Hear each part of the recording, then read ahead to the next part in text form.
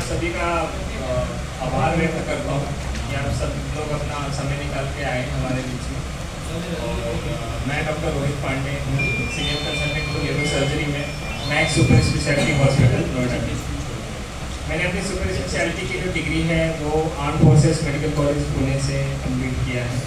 And उसके बाद से ही मैं मैक्स हॉस्पिटल में कार्यरत हूँ।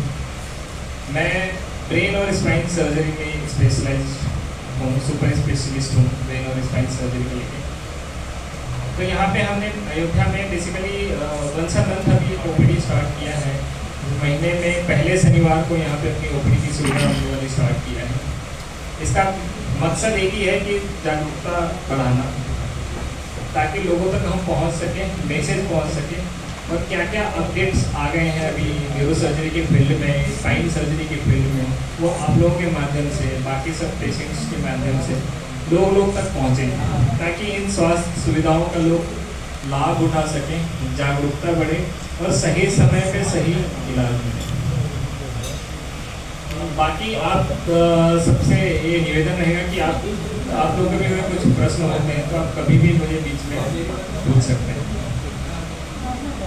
कुछ चीज़ें हैं जैसे ब्रेन की बीमारियां हैं, तो ब्रेन की बीमारियां हैं वो हमेशा क्या उनके लक्षण होते हैं उस पर थोड़ा सा मैं प्रकाश डालना चाहूँगा।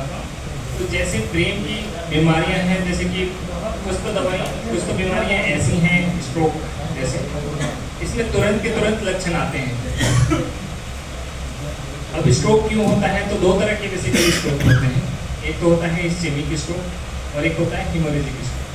तो ये इस्केमिक स्ट्रोक होता है जिसमें कि जो रक्त धमनियाँ होती हैं ब्रेन की ब्लॉक हो जाती है, और एक होता है हेमोरेजिक स्ट्रोक जिसमें कि खून की नस फट जाती है या तो रक्त धमनी फट जाती है।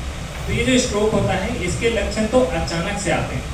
अचानक से मुँह का टेढ़ापन हो जाना, बोलने में तकलीफ होना, शरीर के एक साइड काम नहीं करना, आंखों से दो दो दिखना और बेहोशी की हालत बनना, ये लक्षण बीमारियों के।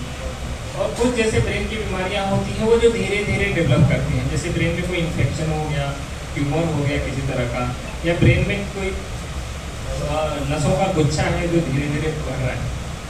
मान लीजिए कि ब्रेन ट्यूमर है, तो इसमें से ब्रेन ट्यूमर की बहुत सारी बड़ी सी क्लासिफिकेशन है, बहुत सारे के ब्रेन ट्यूमर होते हैं।